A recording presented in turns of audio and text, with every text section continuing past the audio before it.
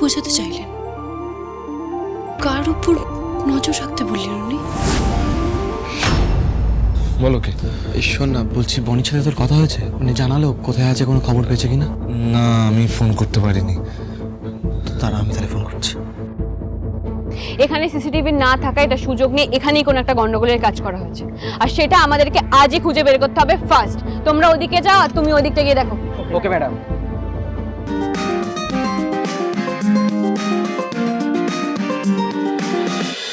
হ্যাঁ বলো। হ্যাঁ বনি, বলছি যেখানে সিসিটিভিটা ছিল সেই স্পটে কি পৌঁছেছো তুমি? মানে কোনো ক্লু, কোনো কিছু জানতে পেরেছো? না কোনো, আমরা যে জায়গাটা এসেছি সেই জায়গাটা ফাঁকা, কাউকে দেখতেও পাচ্ছি না যে জিজ্ঞেস করবো। আমি জানি না, আমি চেষ্টা করছি, কোনো ক্লু পেলে আমি তোমাদেরকে নিশ্চয়ই জানাবো। আর শোনো, আমি এই দিকের কাজ মিটিয়ে তবেই ফিরবো, রাত হতে পারে, রাখি। কিন্তু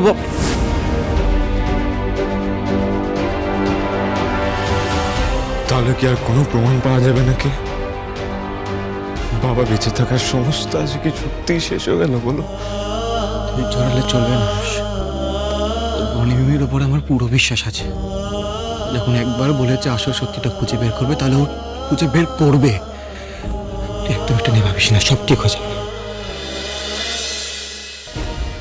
কিছু পেলেন? না ম্যাডাম, এখন কিছু পেলাম না। না ম্যাডাম, ওই দিকটা কোনো ক্লু পাওয়া গেল না, চারদিকটা দেখে এসেছি ভালো করে। এটা কি করে হতে পারে? কোনো না কোনো ক্লু তো নিশ্চয়ই থাকবে। রুক্মিণী একটাও ভুল করবে না, এতটা প্রফেশনাল তো নয়। না এখানে টায়ারের কোনো দাগ আছে, না কিচ্ছু আছে। জাম্বো রুক্মিণী ফেলে যাওয়া কিচ্ছু পাচ্ছি না, কি যে করবো আমি বুঝতে পারছি না। আসলে ম্যাডাম, এখানে গাড়ির টায়ারের দাগ থাকলেও না বৃষ্টিতে তা মনে ধুয়ে গেছে, এখন আর কিচ্ছু পাওয়া যাবে না। চলো গাড়িতে ওঠো।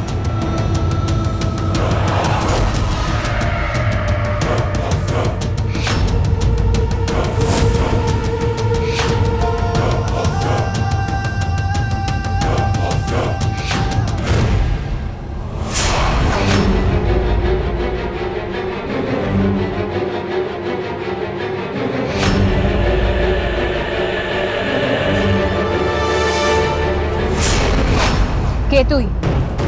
বল। তোর সাহস তো কম না? দেখছিস পুলিশের গাড়ি দাঁড়িয়ে আছে আর পুলিশের লোকজন সব দাঁড়িয়ে আছে, আর তুই এখানে বসে নেশা করছিস। আমি তো ডেলি এখানে এসে নেশা করি স্যার, আপনারা তো ডেলি আসেন না, আজ আপনারা আসবেন আমি কি করে বুঝবো স্যার? আর এখানে মুখোমুখি কথা। তোকে কটা প্রশ্ন জিজ্ঞেস করবো, ঠিক ঠিক উত্তর দিবি। কয়েকদিন ধরে এখানে সন্দেহজনক কাউকে দেখেছিস, বা এমন কোনো ঘটনা ঘটেছে যেটা সন্দেহজনক? সন্দেহ? না ম্যাডাম, আমি কাউকে সন্দেহ করি না, এখানে আসি নেশা করি, ঘুমিয়ে পড়ি। ঠিক করে হবে বল। কোনো সন্দেহজনক কাউকে দেখেছিস? কোনো মানুষ বা কোনো গাড়ি? গাড়ি?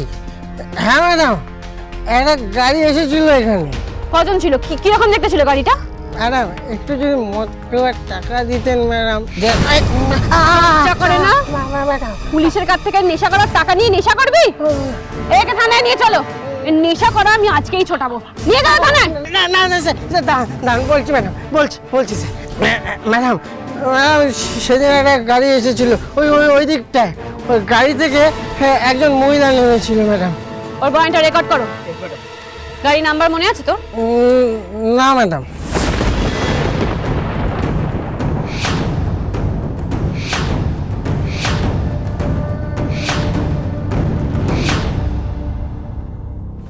আচ্ছা, গাড়িতে যে লোকটাকে তোলা হচ্ছিল সেই লোকটাকে কি এরকম দেখতে? না, এনাকে তো এখানে আগের কখনো দেখিনি ম্যাডাম। আচ্ছা, এই লোকটাকে দেখেছিস? না ম্যাডাম, এনাকেও দেখিনি। আর এই মহিলাকে?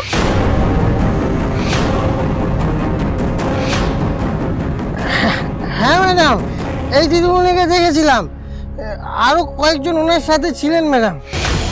এই লোকটার নাম আর ঠিকানা জেনে গেছিল দিন, পরে সাক্ষী হিসেবে কাজে লাগতে পারে। Yes ma'am. এই চল চল, আসলামি করছি।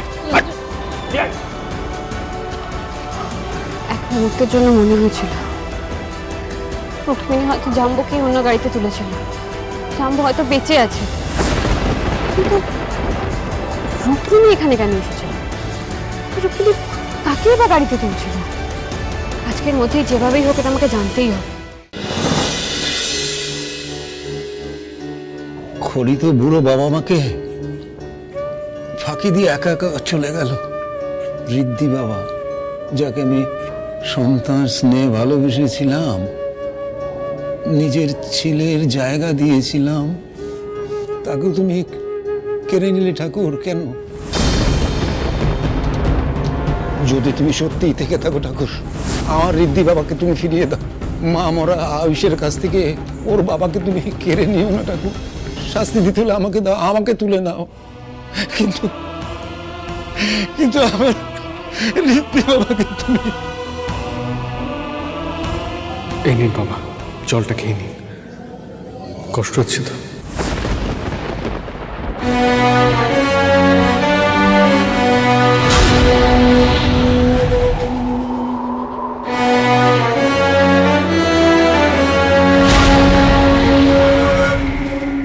আমি কি দেখছি?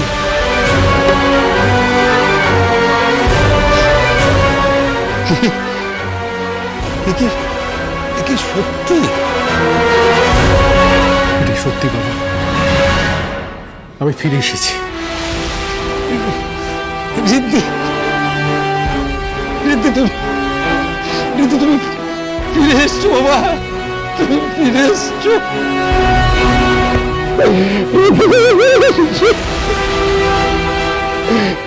ঠাকুর, ঠাকুর, তবে কি তুমি আমার কথা শুনেছো ঠাকুর? আমি জানি এরকম অন্যায় তুমি হতে দেবে না ঠাকুর। বিনা দোষে তুমি আমাদের শাস্তি দিতে পারো না, না সবকিছু তুমি আমাদের কেড়ে নিতে পারো না ঋদ্ধি। ঋদ্ধি তুমি ফিরে এসছো বাবা। আজ জীবনে আমার সবচাইতে সেরা দিন। আমার মেয়েকে তো আরে ফেরত পাইনি তো, কিন্তু তোমাকে তো আমি ফেরত পেয়েছি। তোমার আর কিচ্ছু হতে দেবো না আমি। দাঁড়াও, এই খবরটা সবাইকে জানাতে হবে। খড়ির মা তো এই বাড়িতে থাকে না। তোমার ওই খবরটা পাওয়ার পর থেকে ওর দিদির বাড়িতে পড়ে থাকে। আর তোমার ওই বাড়ির দুর্দশার খবর তো তুমি জানো না বাবা। না, ওদের আর এক মুহূর্তের জন্য আমি ওদের চোখের জল ফেলতে দেবো না। তোমার খবরটা আমি এক্ষুনি ওদেরকে জানাচ্ছি। এখন কাউকে জানাতে পারবেন না। সে কি বাবা, তুমি ফেরত এসছো? সবাই তো তোমার ফেরার অপেক্ষায় রয়েছে ঋদ্ধি। জানো তো, তোমার বলে অন্য একটা দেহ দেখিয়ে পুলিশ বলেছিল এটা তোমার। জানি বাবা, আমি বাড়ি গেছিলাম। বাড়িতে গিয়ে দেখি আমার ছবিতে মালা পরানো। সবাই কষ্ট পাচ্ছে, কান্নাকাটি করছে,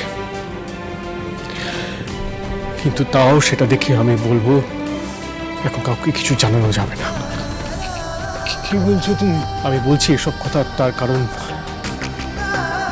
আমাদের পরিবারের সাথে আমার সাথে একটা বিরাট বড় ষড়যন্ত্র হচ্ছে।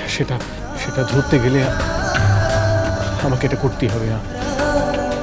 আমার এই মিথ্যে মারা যাওয়ার খবরটাকে আমায় সায় দিয়ে আমাকে চলতে হবে। সত্যিটা আমি কাউকে জানাতে পারবো না। এখন আপনাকে এসব কথা আমি বুঝিয়ে বলতে পারবো না।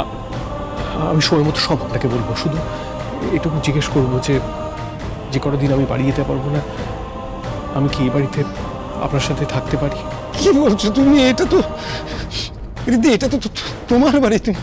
তুমি যতদিন ইচ্ছে থাকো। দাঁড়াও, আমি তোমার শাশুড়ি মেয়েকে ফোন করে ডেকে নিয়ে এসেছি, কারণ তোমার খাওয়া দাওয়ার কোনো অভাব হবে না, কোনো অসুবিধা হবে না। না বাবা, সেটা এখন করতে পারবেন না। আমি তো বললাম আপনাকে, এখন এই খবরটা মাকেও জানানো যাবে না। আপাতত বাবা ছেলে মিলে ডাল ভাত খেয়ে না হয় থাকবো এখানে। বেশ, তুমি যা চাইছো তাই হবে। কালে তুমি সুস্থ থাকো, ভালো থাকো। ভালো তো আমায় থাকতেই হবে বাবা, নাহলে যে আমার সাথে এই পাপটা করেছে তাকে তার পাপের প্রায়শ্চিত্ত করবো কি করে? ইন্স্যুরেন্সের 50 কোটি টাকা আছে এখানে। এই টাকাটা আপনি আমায় দিন। এই টাকাটা আমি আপনাকে দিতে পারবো না। আমি যেটা বলছি ওটাই ঠিক। এই পেপারসে একটু সাইন করে দিন। Thank you. একবার কাল টাকা দিয়ে আমি আমার বোনকে ফিরিয়ে নিয়ে আসি, তারপর আপনার এই লুকোচুরির খেলা আমি চিরকালের মতো বন্ধ করে দেবো। এটা রুক্মিণীর প্রতিজ্ঞা।